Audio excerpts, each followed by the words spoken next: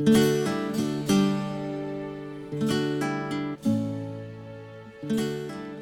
you very much for joining us this evening. My name is Scott Murphy. I'm the Director of Secondary Curriculum and District-Wide Programs, and I'm really excited to welcome you here tonight to kind of frame the evening, get us started, give you some background, and then we're going to get into some detail about mathematics, and we're going to get into some detail with English language arts. First, I'd just like to do a few brief introductions. Here in MCPS, right here we have Jennifer Kraft, who is our Supervisor of English Language Arts. And over here to my left wave is Mr. Darian McCarter, our Supervisor of Secondary Mathematics. We have our staff who greeted you as you came in, so thank you to all of you for your support all week, and to our communications office who's going to help us make sure that this information is widely available, and thanks to you all for helping us publicize the event.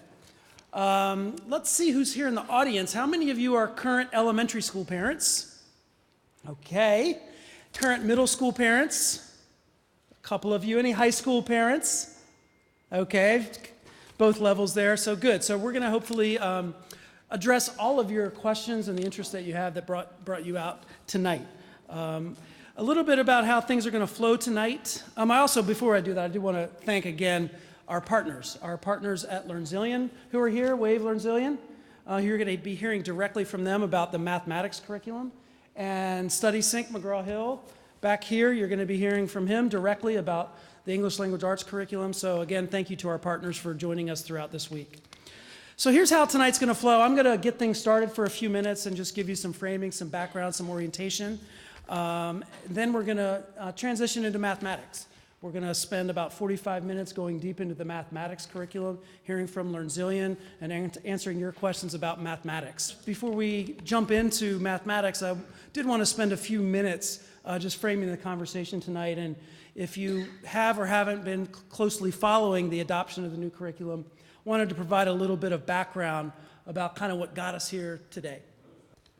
So going back in time a little bit of background and context. The last big curriculum change in MCPS and in the state of Maryland started around 2010 with the wave of the Common Core state standards. 2010 is when the Maryland State Board of Education adopted the Common Core. And that's when Montgomery County sort of began a internal curriculum development process of a new curriculum that came to be known as Curriculum 2.0, that over the next few years was developed and written. And then by about 2013 was in full implementation in elementary schools and moving through the middle schools. One of the things that is routine in MCPS is to take an examination of curriculum about every 5 years. So 2018 was kind of around that time to take a close look at the effectiveness of Curriculum 2.0 and evaluate whether the current curriculum was meeting the needs of our students, our staff, you as parents. It was also the time that MCPS took the opportunity to go ahead and do an external curriculum audit. If you paid attention to that, that was done by Johns Hopkins University, gave us a lot of good feedback about the curriculum, but also taught us that it might be time to look externally outside of MCPS for the potential of new curriculum. As I had said before, MCPS pretty much throughout its history has developed our own curriculum internally, and even when the Common Core was new in 2010, 2013, even years after that, 2015, the landscape of what was available on the open market was kind of limited. There was really not a lot of high quality curricula that was aligned to the Common Core that was available externally just into the past few years. But when we went through this process, did an examination of curriculum, did the curriculum audit, it was clear that the quality of materials that were available externally had really risen, as has the technology, the quality of assessments, the quality of materials that are available to parents. So we, the district, decided that it was time to look externally for new curriculum. And that's what began the process. That was a RFP, a request for proposals, that went out last summer in 2018. That then brought in a bunch of proposals to MCPS in the fall that were heavily vetted, evaluated by lots of people, content experts in our office, teachers, even lots of parents and other stakeholders were involved in the process as we took proposals, narrowed them down, to presentations for the community, to interviews with us in the central office, and ultimately a recommendation to the Board of Education for the two materials that you're going to hear about tonight. In English Language Arts, the curriculum known as Study Sync by McGraw-Hill, and in mathematics, the curriculum known as Illustrative Mathematics by LearnZillion. One of the things that I wanted to mention about this process is that we are adopting instructional materials. I keep saying new curriculum, and it's a bit of a misnomer because in a lot of ways it's the same curriculum because it's the same standards. The curriculum standards that these new materials are aligned to are actually the same ones that our teachers have been teaching with the Common Core. Unlike back in 2010 when the Common Core came, it was an entirely new set of curricular standards that teachers had to begin teaching and learning about. What teachers will be teaching now are still the Common Core state standards, the standards they've been teaching to for the past several years, but the materials that we're adopting are different. And when we released the RFP, we were very clear in what we were looking for, that we wanted materials that not only were aligned to the same standards, but were highly engaging for students, that resulted in learning, most importantly, and also had some external validation, had been used before, had some evaluations and some ratings that we could look to externally. We also had some other things that we were looking for in materials. One was cultural relevance and responsiveness. We really want every single student who experiences the curricular materials to be able to see themselves in it, to be able to experience, to have experiences that are relevant to them, and that represent a wide range of diverse perspectives.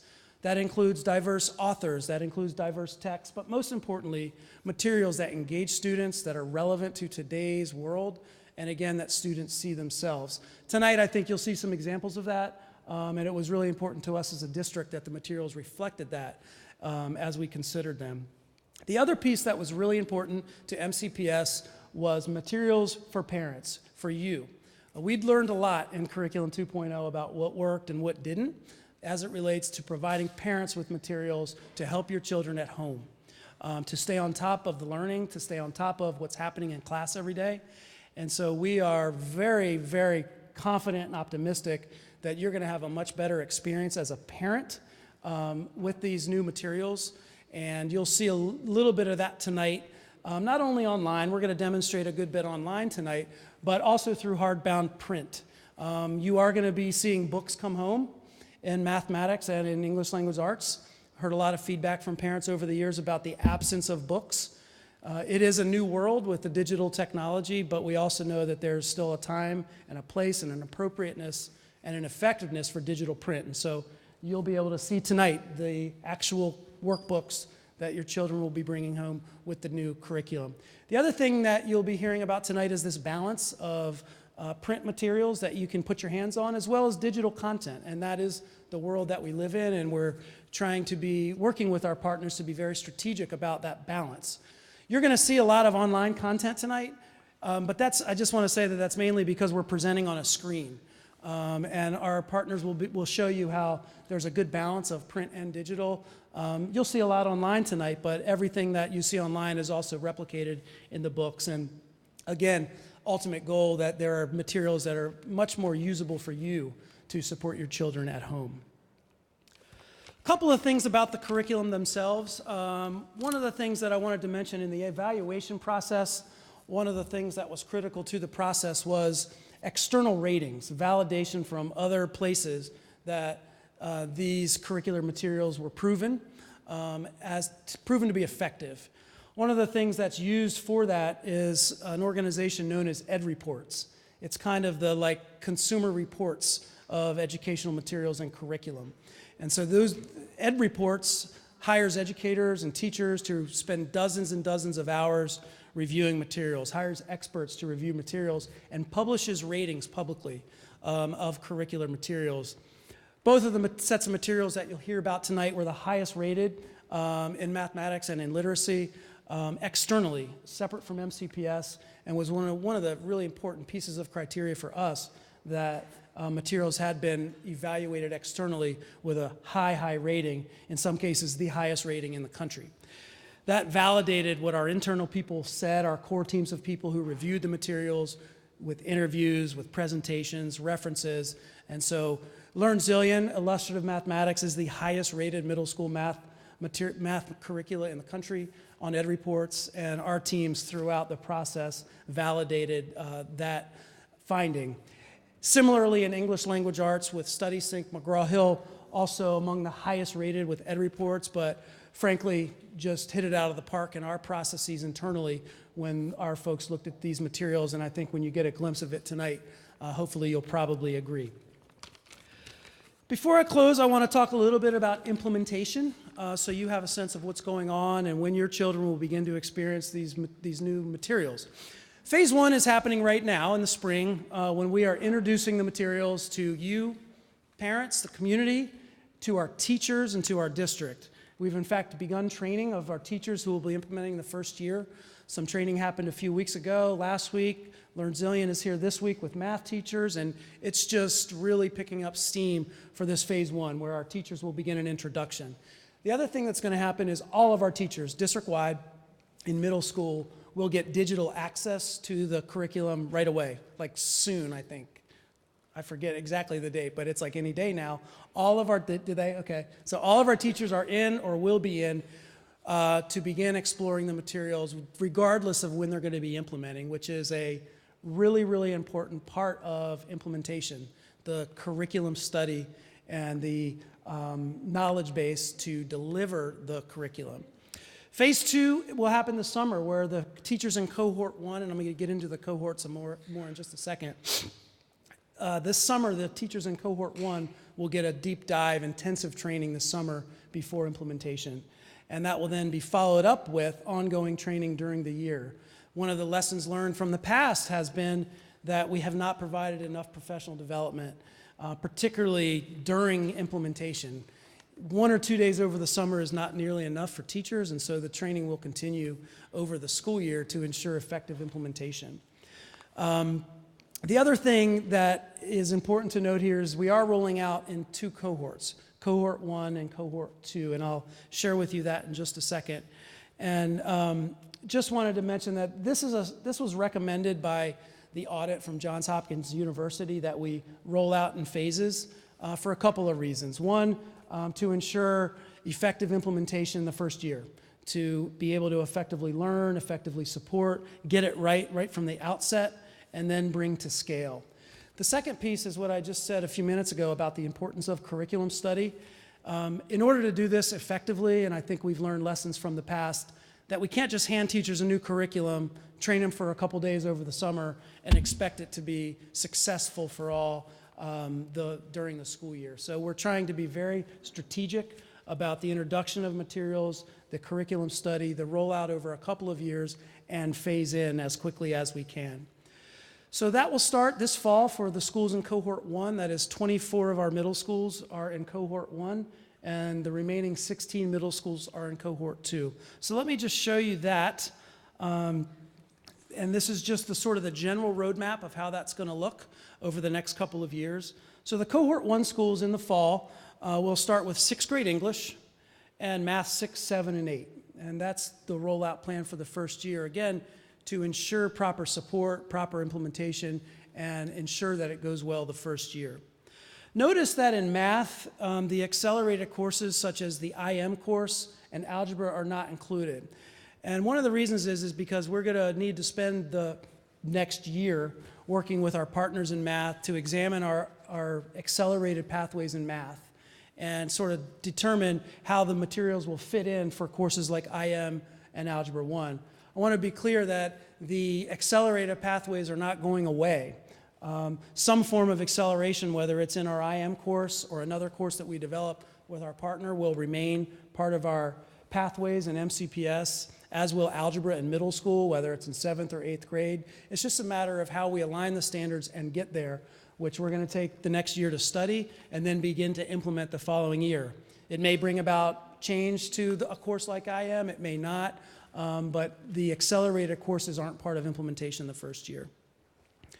Then you'll see in the second year, 2020-21, we scale up to all grade levels in the Cohort 1 schools and the accelerated courses in math. Cohort 2 will basically repeat the cycle the following year, starting with English 6 and the Math 6, 7, and 8 courses, but the little asterisk there with the parentheses is sort of, we're reserving the right and are hopeful to sort of speed up depending on how things go the first year. And so we may accelerate the additional grade levels in Cohort 2, depending on how things go the first year in terms of implementation, being able to support at capacity, and also things like budget and resources that we have to deal with when we bring things to scale quickly. But regardless of what we're able to do that second year, we will be in full implementation by the 2021-22 school year. Not sure you can read this. These are the Cohort 1 schools. So let me just go ahead and read them to you in case you can't see it from the back, and I'll just do this quickly. And we will make sure you have these slides and this information. This slide right here with the schools is posted on our website. So let me just read real quick so you have it. These are the Cohort 1 schools: Argyle, Banneker, Briggs Cheney, Cabin John, Ebrook Lee, Wood, Eastern, Gaithersburg, Haley Wells, Poole, Baker, Kingsview, Montgomery Village, Neelsville, North Bethesda, Parkland, Redland, Ridgeview, Rosa Parks, Shady Grove, Silver Creek, Silver Spring International, Pyle, White Oak, and Farquhar. Those are the 24 schools in Cohort 1, and the other remaining middle schools will come on board the following year. And as I said earlier, sort of the plan with the grade levels is tentative and could be accelerated depending on how things go the first year. Again, all of this information is on our website. You can go to the MCPS website, just type curriculum in the search box, and you'll be able to find this and lots of other information about the plans as we move forward. So that's the framing I wanted to give you tonight, just sort of how we got here, some of the background, some of the plans for implementation, and I want to emphasize really this importance of professional development for our teachers and the lessons learned from the past. One of the things that we know, although we are adopting high quality curriculum, highest quality rated in the country, it's not just handing teachers a notebook and a new set of materials and off they go. It still requires a highly talented teacher, highly skilled teacher, a teacher who's studied the curriculum with proper training and support to bring it alive for students. And so that's going to remain a real big priority for MCPS during implementation. So I'm going to stop. I'm going to step aside. I'm going to welcome LearnZillion to walk us through the mathematics curriculum. Then we're going to take a little break. You can see the materials themselves, and then the second half for English language arts. So thank you for being here again, and welcome to LearnZillion. I'm a bit of a wanderer, so I'm going to keep this with me so you can all hear me throughout the presentation. I want to welcome you tonight. Before I get started, I want to introduce Jeannie and Ruba, who are over here. They're with LearnZillion as well. My name is Sean Nank. I am an ambassador and a facilitator for LearnZillion. A couple of things that I want to let you know as I welcome you to this evening is I teach at multiple levels. I teach in a public setting out in San Diego, California. I also teach at the university level. My most important role for you, though, is I, not literally, but metaphorically, have sat where you are and have been in your shoes because I have a daughter in middle school right now. And I've been where you are at these exact meetings where people were telling me what they were going to do curriculum-wise with my child for the next 3 to 7 years. So I really do welcome if you have those cards. One of my favorite parts of the evening is when I get to answer the questions that you specifically have. So please use those, and we're going to be around to answer those questions and also to show you the workbooks that your students are going to be having. So we're going to talk today about why LearnZillion Illustrative Mathematics, productive struggle in illustrative mathematics. We're also going to give you an overview of the lesson and then take questions. For the overview of the lesson, that's when I'm going to be stuck behind the podium and I'm going to show you what you can see and what the students are going to see and a little bit of what the teachers can use with the LearnZillion platform in illustrative mathematics. Generally speaking, and I know he went over this, but I'll reiterate, EdReports does different profiles for different curricula.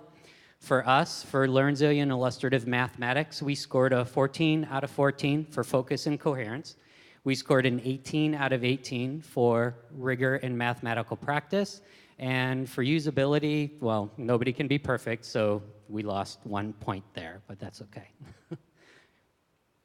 The design principles around illustrative mathematics are that it's a problem-based curriculum. There's different math language routines and instructional routines. When I talk about that, what I really want you to understand is the shift is in getting students to start talking more about the mathematics and use what they're saying in the classroom to build mathematical understanding. One of my favorite routines for that is called the 5 Practices Framework, and I'm going to tell you a little bit more about that in just a minute. We also use universal design for learning, where we can adapt the curriculum and teachers in the classroom can, using data from the LearnZillion platform, decide how to modify the curriculum for the needs and for what they best feel is best for the class as a whole and also for each individual student as well. We have embedded support and we have extensions for students who are ready. For the extensions, when you see the phrase, "Are you ready for more?" that's for students who are ready for more, who need to be pushed a little bit more in the classroom. When you see the embedded supports, that's for, well, in my opinion, it's for every student. It helps every student out, but it's specifically targeted also for English learners and for students with disabilities. There's overarching support for teachers and students. What I like the most about that support also is within the lesson on particular slides with activities, they'll go down to the nitty-gritty level and they'll give something called sentence structures and sentence frames where you can use those and they're made for those particular lessons in order to help students with disabilities, students who are English learners.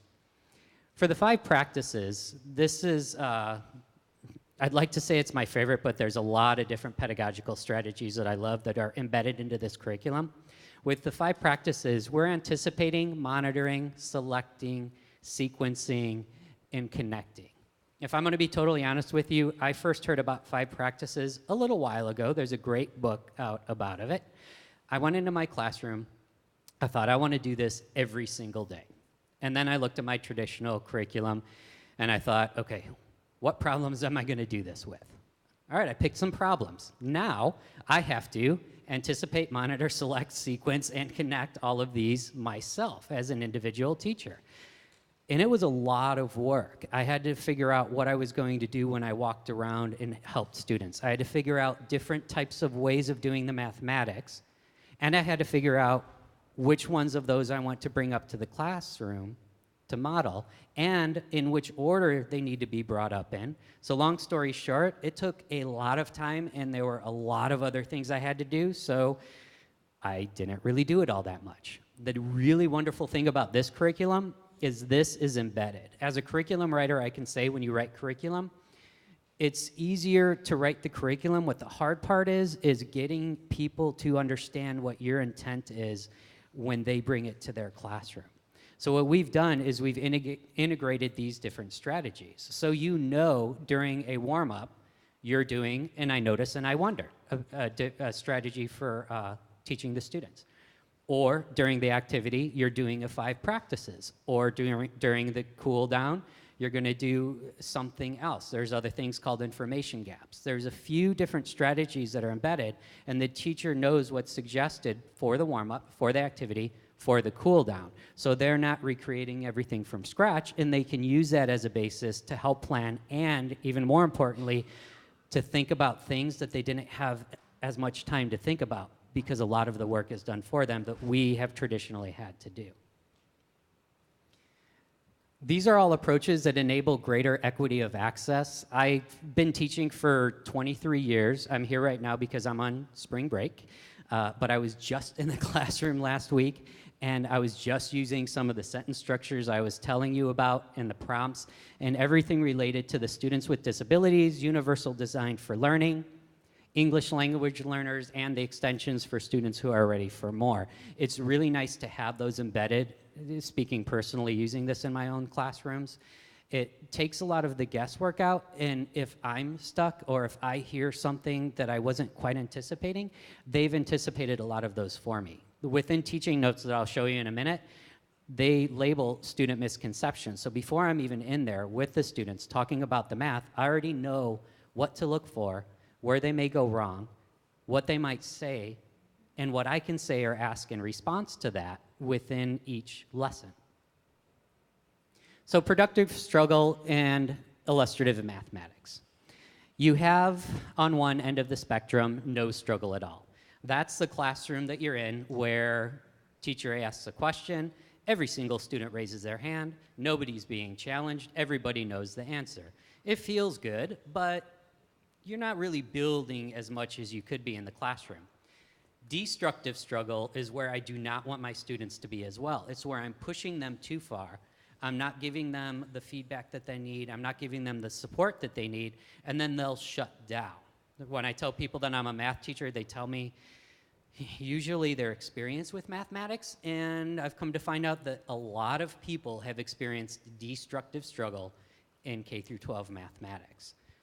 Productive struggle is where I want them to be. This, coupled with something called a growth mindset, enables students to learn and grow. There's a little bit of uncomfortability when you're learning something, but it's not so uncomfortable that they're going to shut down.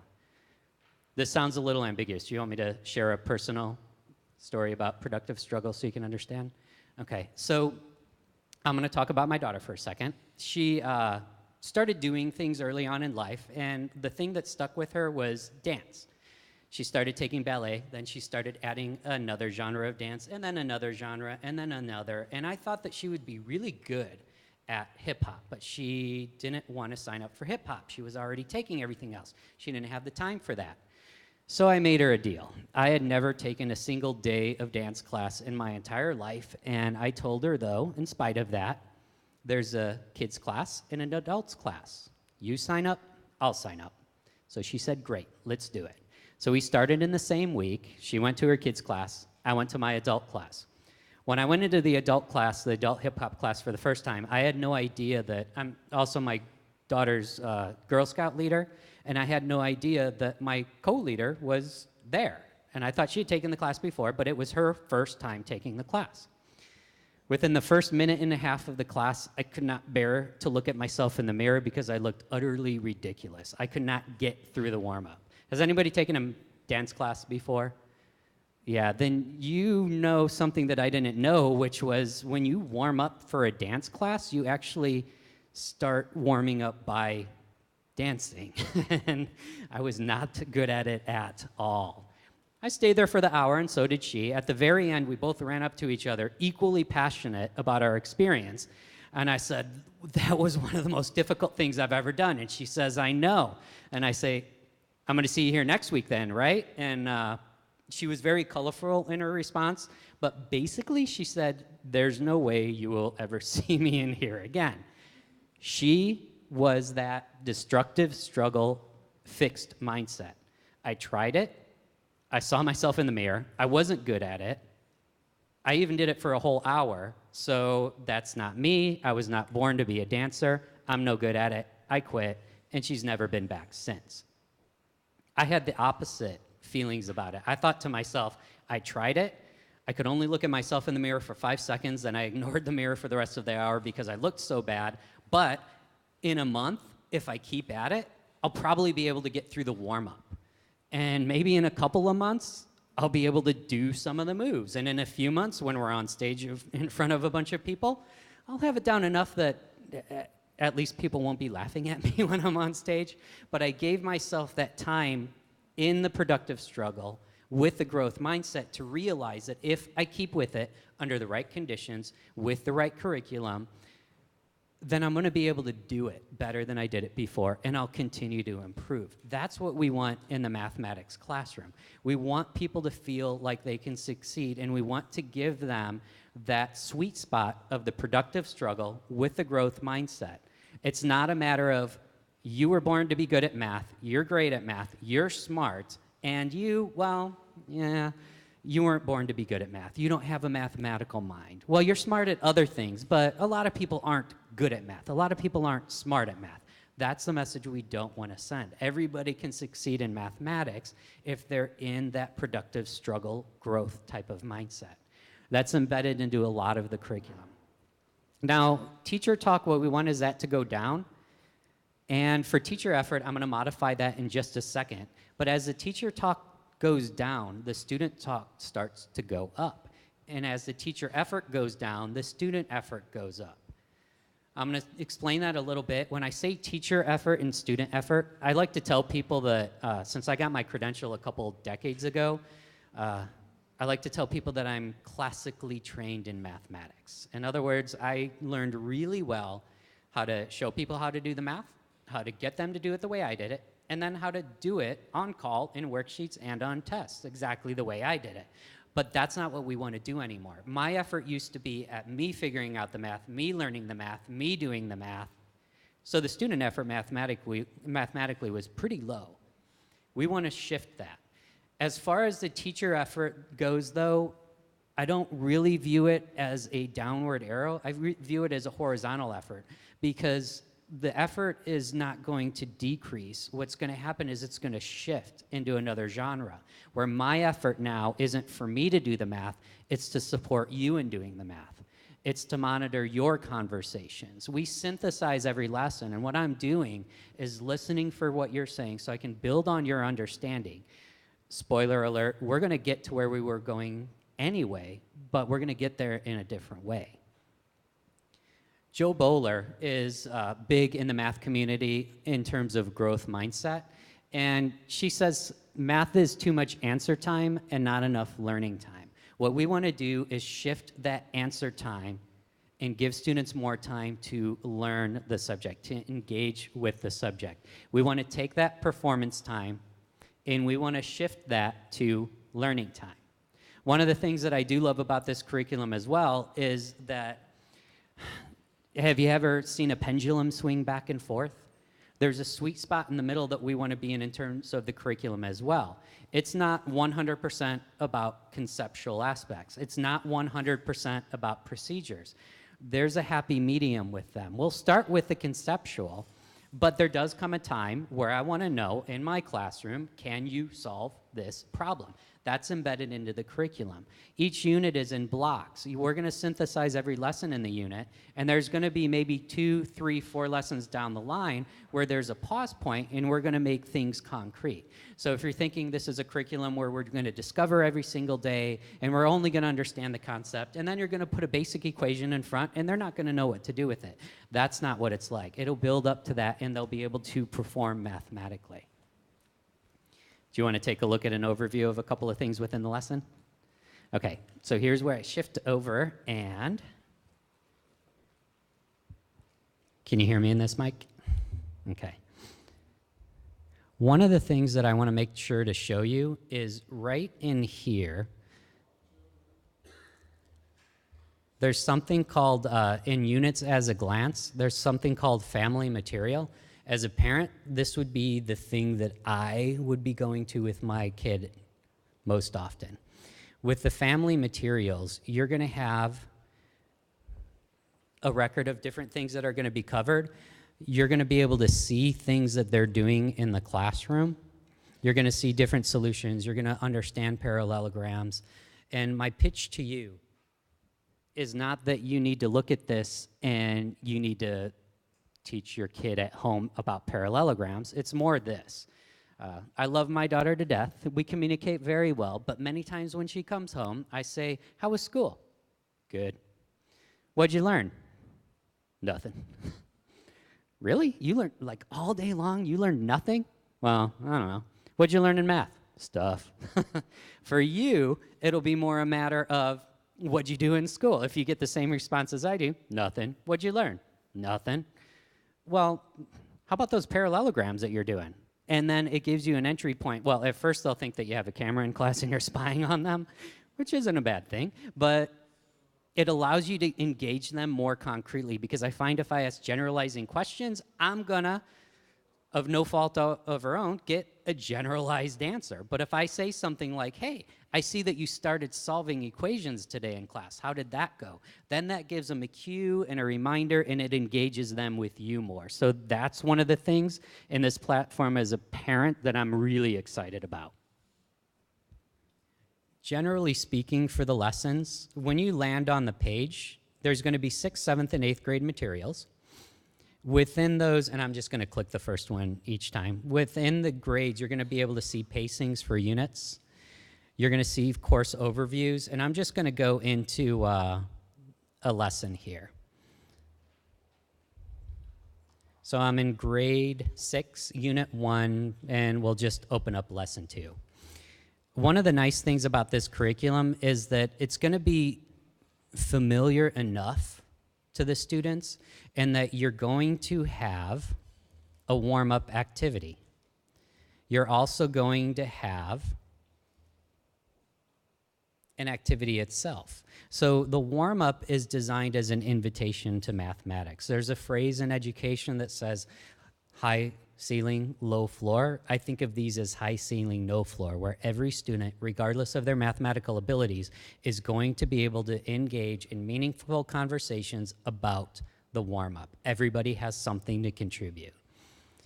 For the activities themselves and everything else on the platform, there's teaching notes over here that the students aren't going to be able to see, but the teacher is going to have those. When it says think, pair, share here, I know as a teacher that that's the strategy that I'm going to use to instruct students for this particular activity. It's going to give me an activity narrative, and it's also going to give me aspects about digital applets. Are you ready for more?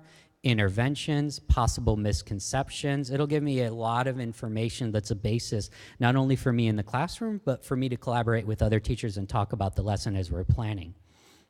There are other things in certain lessons called applets, and these are things, I'm on one right now. They're all different. For this one, I can take and I can move shapes around, see if they fit. Others have slide bars. Others of them have areas where you can type things in and see where they pop up on XY axis. So not all applets are the same, but they're designed to digitally interact with and explore the mathematics. You're generally going to have 1 or 2 activities, and as I told you, there's going to be at the end a synthesis. So there's going to be a point in time in the lesson where I'm going to pause, and I'm going to what I refer to as flip the script. So Stephen Leinwan talks about how in more traditional classrooms, it was a I, we, you mentality. In other words, as a teacher, I do it. Don't say anything, just listen to me and watch me. I do it. Then we will group together and do it. And then you will take this 50 problem worksheet and you will individually do it. This flips the script to the you, we, I, where you are going to have usually some individual time, and as a student, the way I was in math class, I needed my time to think about it before you made me talk to anybody else about it. So I get a little bit of individual time. Then we group together in different ways. That's the we part. And then the activity synthesis is that I part. So it flips the script. Instead of me telling them everything at the very beginning of the class and then saying for the next 50 minutes, go do everything that I just told you and showed you, we're discovering it, and at the end, that's going to be the part where I'm going to bring it together, synthesize it, and make sure that the moral of the story, the main goal of the curriculum for that particular day is consolidated and we understand that. There's other things in here as well, like assessments that they're going to be able to take. But generalizingly, what I want you to get out of this is that it's going to be a more dynamic curriculum. It's going to be familiar enough. People have usually seen warm-ups and cool-downs or exit tickets in activities. So it's not going to dramatically change the cadence. What it's going to do is flip that script, and it's going to put a lot more value to the student's talk, the student's effort, the student's time. It's not all about me anymore. It's all about you. And at the end of the period, we're going to consolidate it. We're now going to move into English Language Arts, which is Study Sync. As Mr. Murphy already told you, it is very highly rated on Ed Reports, and it was the highest rated among the stakeholders when we evaluated it in the county. It also had outstanding references, so we went and talked to school systems that had been using it, and they talked about how wonderful it was. So we're really excited to be hearing more about it tonight. I'm going to start with a quote to talk a little bit about why we selected Study Sync. Books are sometimes windows offering views of worlds that may be real or imagined, familiar or strange. These windows are also sliding glass doors, and readers have only to walk through in imagination to become part of whatever world has been created or recreated by the author. When lighting conditions are just right, however, a window can also be a mirror. Literature transforms human experience and reflects it back to us. And in that reflection, we can see our own lives and experiences as part of a larger human experience. Reading then becomes a means of self-affirmation, and readers often seek their mirrors in books. And that's by Dr. Bishop. And I think it really speaks to the culturally responsive text that we were looking for in a curriculum. And StudySync has come through really strongly in providing lots of windows, mirrors, and sliding glass doors for the students that are in our county.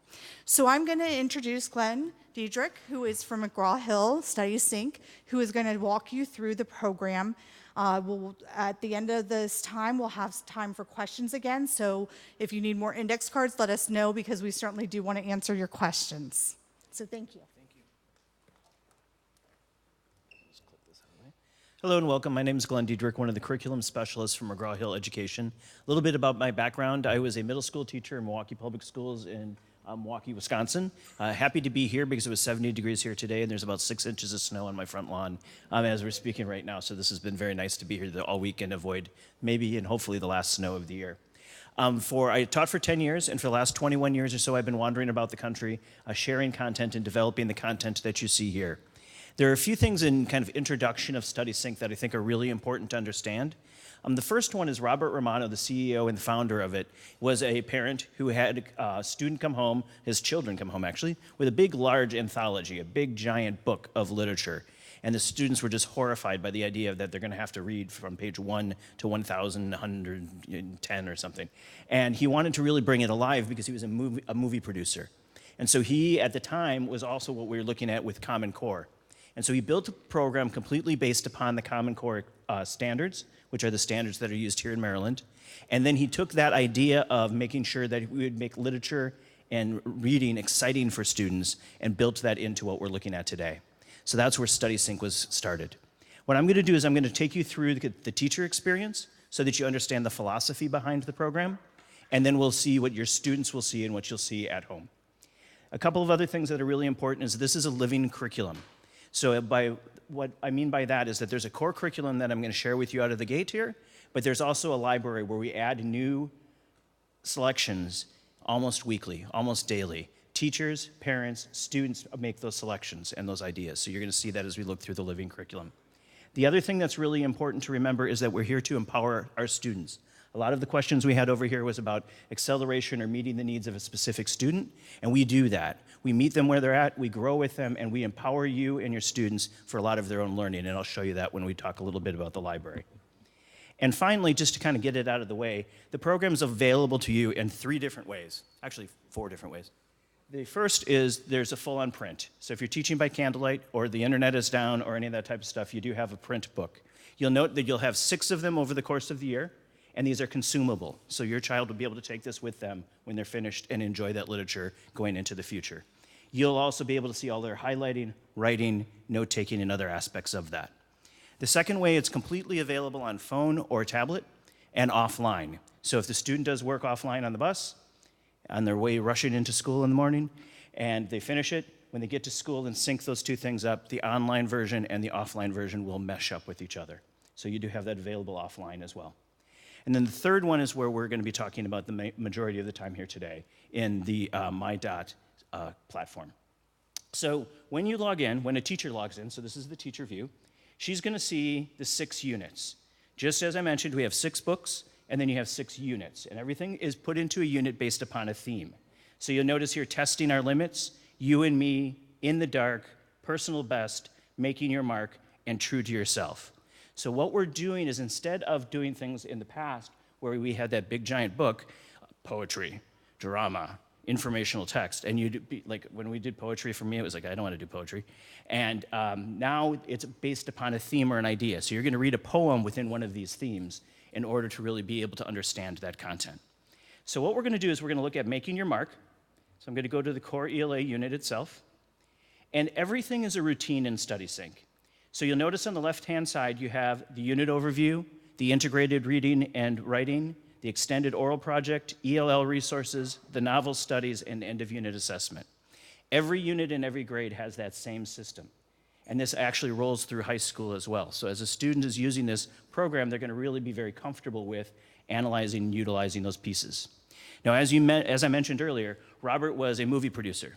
So one of the things that drives me crazy about when you go to movies now is you can be about a half hour late because there's about a half hour worth of trailers. And this is one of the things that he's really passionate about. So what he's done is he's actually gone through and created a trailer for your students about the literature they're about to read. So I'm going to play this one on Making Your Mark.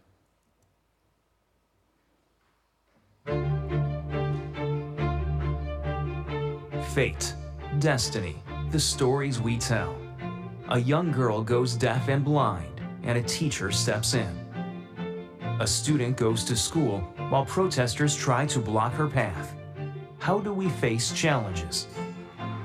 Two best friends step into the boxing ring against each other. A Vietnamese-American girl leaves California beaches behind for a trip to her family's homeland. How do obstacles shape identity? A Chinese-American family tries to fit in at a dinner party, despite new dishes and strange manners. A first-generation immigrant feels caught between two different worlds. How do stories help us understand who we are? What's your story? So each of those sentences and each of those snippets of video represent one of the selections your child would be reading as they go through this particular unit. And as you go through this particular unit, you'll notice here in the second paragraph, how does one make a mark on the world? Act like a model child, be the best that you can in class. Isn't it being a loyal friend or kind and thoughtful person enough to make your mark? What if you make your mark by behaving badly? Does that count? So we're getting students to really think and move into that discussion around those themes and those selections. So once we've introduced the unit to the students, we move into the selections themselves. So this is the integrated reading and writing section, and again, this is the teacher view in the core ELA piece. And as you scroll through, you'll see all the various selections that a student would read in this particular unit.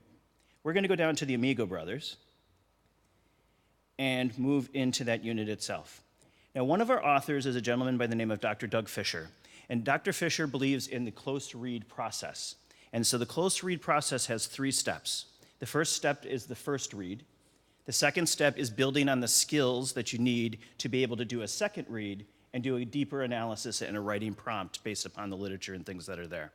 So it's a very, very important series of routines that your students are going to be going through. So let's preview the first read. So when I get here, you're going to notice, again, a routine, the introduction, the reading itself, and a think section. As you look at the introduction, there'll be another quick video for the students to go through and target into this particular selection. And then they move into the reading itself. Now, a couple of things about the reading itself. Your students have a number of tools to be able to really show their understanding of the content. In print, they can highlight and do note-taking and all of those types of things, and you can do that digitally as well. So the first thing that you're going to note here is the annotation button. And if I go in and highlight any portion of this, it's going to give me the opportunity to highlight it in a number of different colors. This is really important because one of the things that's happening as we go forward and getting our students to think critically and cite textual evidence and prove their ideas is being able to identify what they know and they don't know. So they can highlight the things that they think are textual evidence in yellow, highlight the things they don't understand in blue, highlight vocabulary words that are difficult for them in red. And you're going to have an opportunity to go through, and the teacher will have an opportunity to really make that a process that they can go through. The students can also go through and add a note. Typing in front of people is not my favorite thing. And when they added that note, it's now been highlighted and underlined, which means that there's a note there. You as a parent or your teachers can go through and see the notes that the student had taken. And this is very important because when they do their writing prompt in the close read, they're now going to have all of their notes and things that are available to them. One other thing that will help them as they cite textual evidence is the numbers. When I was a teacher, trying to explain to students, we're going to go to paragraph 4, could take me up to like 20 minutes sometimes. 1, 2, where's the paragraph, where is this? and stanzas and all that kind of stuff would throw them off. Now they're all numbered on the left-hand side there so that they can cite that evidence and really go through and not have that be a hurdle to their understanding. One of the options that the teachers will have is the full-on audio. I'm going to play a chunk of the audio for you, and I want you to listen carefully to what you're going to see as we play that chunk of audio. There's what you hear. Antonio Cruz and Felix Varga were both 17 years old. They were so together in friendship that they felt themselves to be brothers. They had known each other since childhood, growing up on the Lower East Side of Manhattan in the same tenement building on 5th Street between Avenue A and Avenue B. So one of the things you may have noticed right out of the bat is it wasn't a computer generated. It was culturally sensitive people that are giving that selection.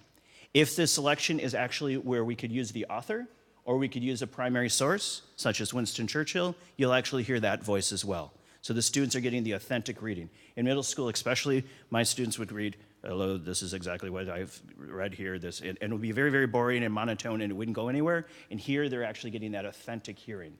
The teacher can turn this on and off. So as they're making the assignment, if they choose that they want the students just to read it, they can turn it off, and then the students would not have the opportunity to hear it. But this is a really great tool for your students as they go forward.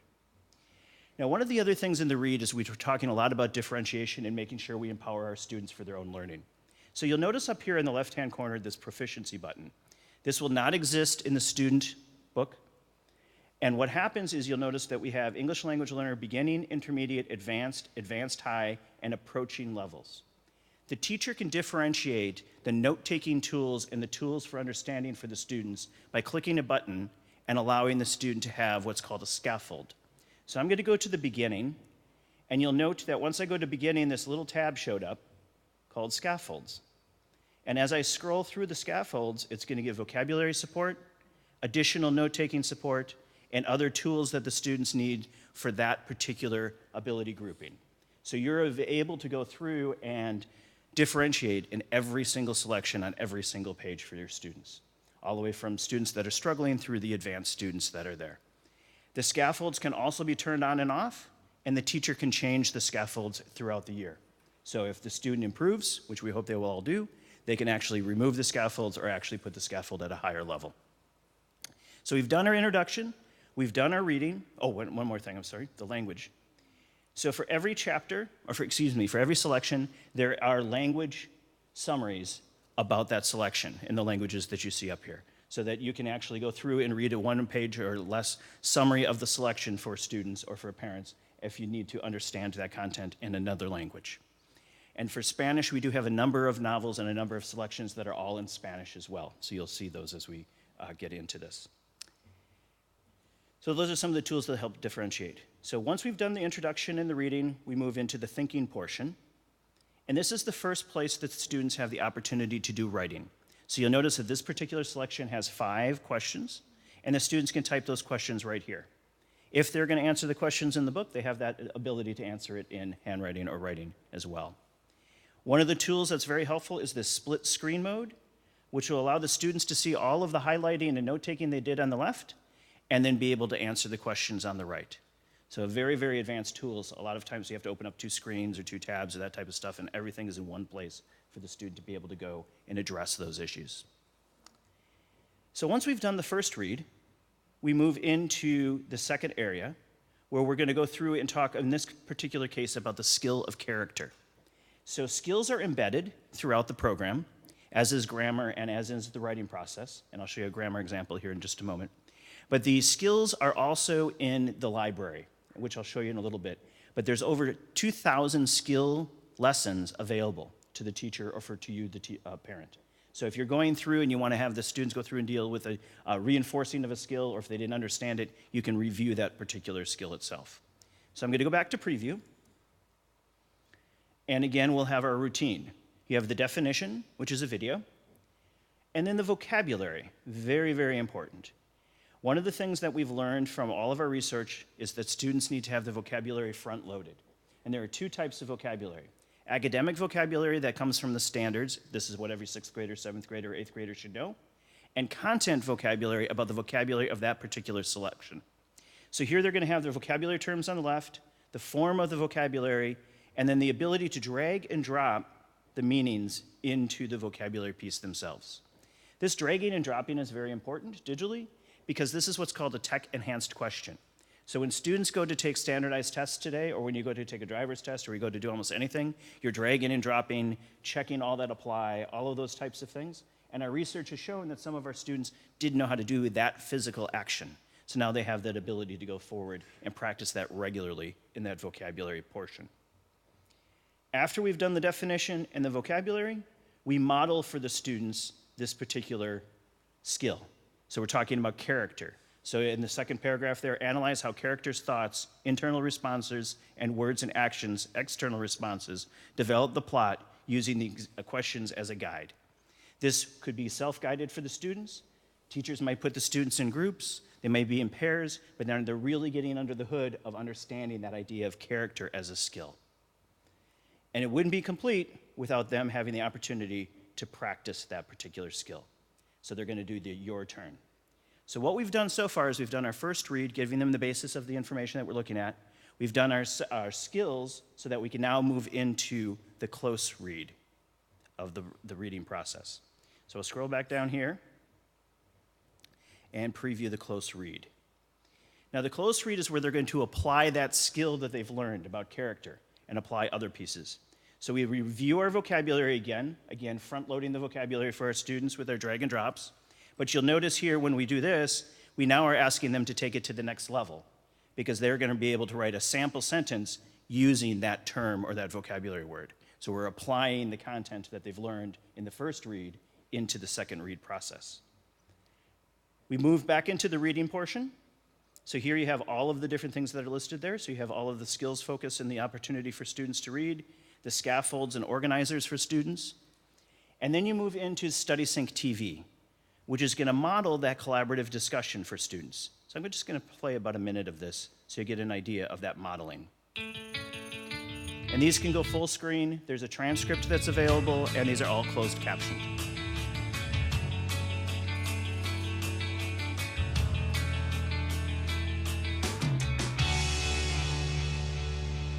I don't get it. If they're such good friends, why do they want to fight each other? They don't want to, they have to. They could say no.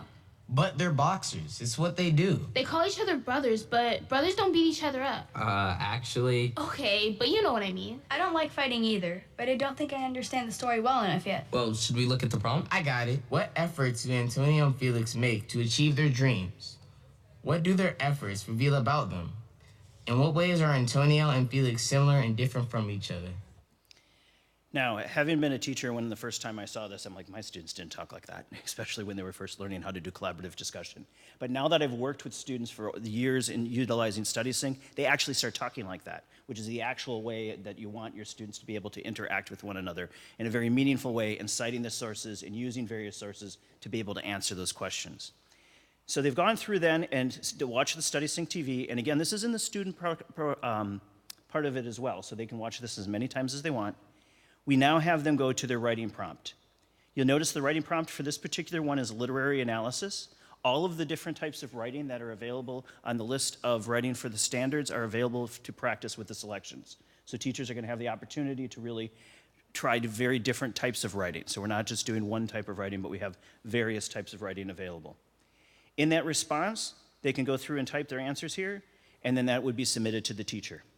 One of the very unique things about StudySync is our anonymous peer review.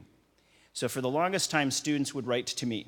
My students had to write a one-page paper every week. And they would figure out, okay, if we talk about the Green Bay Packers, Cambodia, sailboats, and food, Mr. Dietrich will probably give me a good grade because they were only writing for me.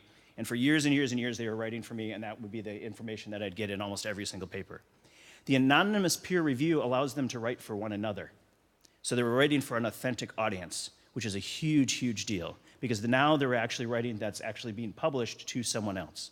And the teacher can turn that on and off and select the number of students that they would do that peer review with, as well as the teacher has full control over what people have written. So we're also teaching them to be kind to one another and positive feedback and constructive feedback in a meaningful way.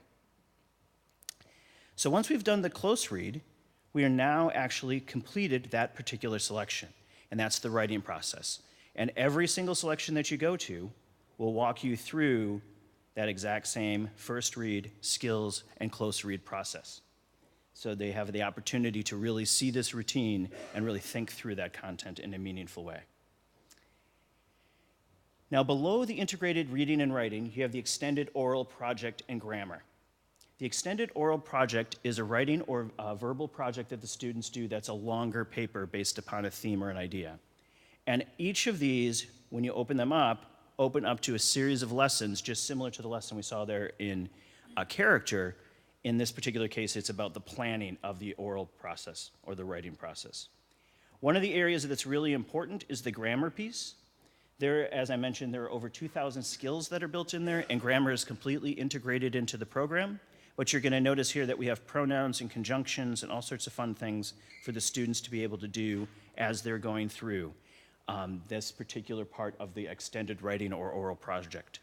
And note here that we do have the model of the vocabulary, the modeling, and your turn. So everything is in that routine, so they get very comfortable with this over time. Below the extended writing project, you have the ELL resources, which targets 3 to 5 selections per unit that are targeted for our EL population. And this would be a place where you could find some support for vocabulary and other things for those students that need that support. Below that is the novel study. Each grade level will have 12 novels, right? Is it 12? 12 novels. With the novel studies, you have a number of different resources that the teacher and the parent has.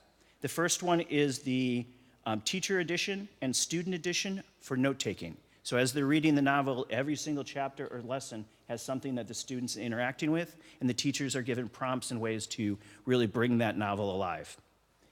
The really exciting piece is the comparative texts. And what a comparative text is when you're reading something, you may come across in a reading, what are we reading here? The Story of My Life. And in the Story of My Life, in chapters 1 through 6, there's something about understanding the blind, because we're talking about Helen Keller here. And often teachers have to go out and find their own resource or find their own thing to bring that together.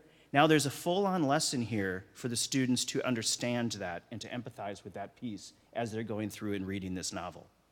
And as you go through, you'll see that in the other chapters, I Know How a Caged Bird Sings. So you have another preview of something that is a part of the selection itself. This is saving teachers a tremendous amount of time. And you as a parent, when we talk about advancing and enhancing for our students, they may not get through all of these, but you would have the opportunity to say, hey, let's look at the comparative text for this. And many of these are science, math, social studies, other subject area related.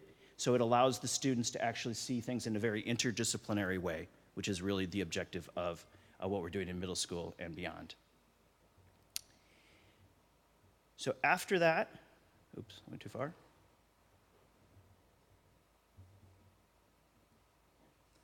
The final area that we'll look at is the end of unit assessment. Our assessments come to the students in 3 different ways. You've already seen all the writing that they have the opportunity to do, so that's a very big form of assessment. There's the end of assessment planning and planning documents that are there. And then we do have a full-on digital assessment tool, which will allow students to take tests online. And then it'll be graded automatically for the teacher. And they can customize it for your students. So if you wanted to have a pre-AP test and a multiple choice question, AP exams have 5 distractors or 5 A, B, C, D, E. You can add a distractor. If you have students that are struggling, you can remove distractors. You can put it into Spanish. So there's a number of different ways that if you were my class, I could give almost every one of us an exact different test to my ability group and to what I'm learning and dealing with. And then there's pre and post tests for each of the units as well. So as you're going through, you can do that piece. So that's the core ELA. So this is the part of the program that stays static or stays the same. The part of the program that changes is the library. And the library, you'll have full access to, and I'll show you the student view in just a moment. But we add new content every day of the school year. So you'll notice yesterday it was about librarians. Today it's about the Lost Island. A peaceful day on the water changes suddenly and unexpectedly. A girl is left alone. What happened? What's happening next? So this is a piece of fiction, so you'll see that there's different genres available. But there's nonfiction, there's news events, there are other topics that are being brought across. And there's a full-on lesson for the students as they go into that library piece. So there's the most popular, recently added, and then staff picks. So these are the ones that the students are interacting with. Another piece that we add, and you'll notice that there's 1,500 or 1,557. So when we started at the beginning of the year, there's about 1,200 pieces that were there. So there's adding, this is the living curriculum portion. And you as a parent and your student, to empower you, have the library accessible to you in your digital path. One other thing that you're gonna hear a lot about is blasts. So blasts are short units that are connected to current events or current social issues that are going on. So here we have today's blast, raise your voice. What issues mean the most to you? And so if I wanna view the blast, I can go here, and this is the teacher overview.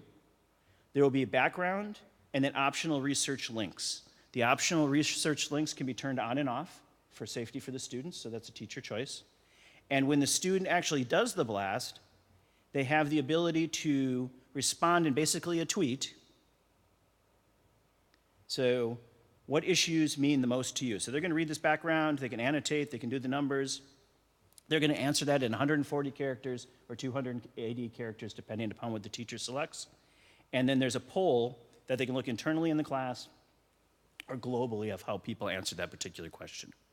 The blasts are extremely popular with students, and they really do have some really great connections to the various units and areas that you're looking at. So I have 2 minutes left, so let me show you what it looks like from a student view. So this is what you as a student or you as a parent will see with your students. So today, our student day has this first read has been assigned. So the teacher will assign a body of content to the students, and then the student will go into that body of content and respond. All of their work is saved in their binder.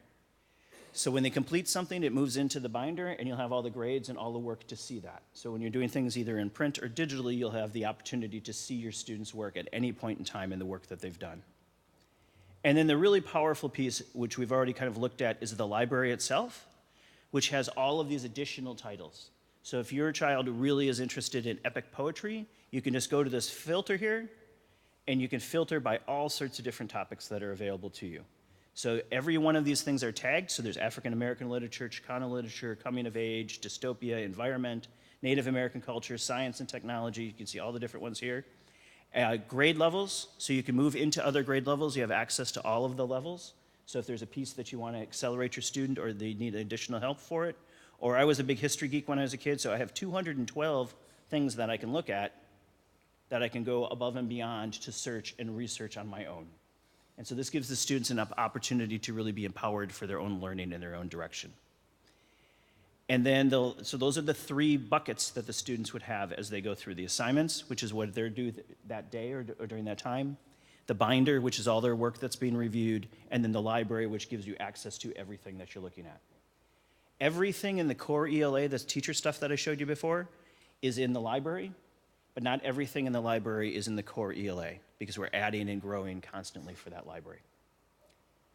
So I think you can see with StudySync that your students are going to really have an opportunity to be empowered and learn in many, many different ways, and the teachers are going to have so many exciting options to really bring this literature and things and Robert's kind of vision of StudySync alive for your students here. Well, thank you very much on behalf of McGraw-Hill and Robert Romano and StudySync. We really do appreciate and look forward to working with the district and the teachers and you to really bring literature and things alive for your students.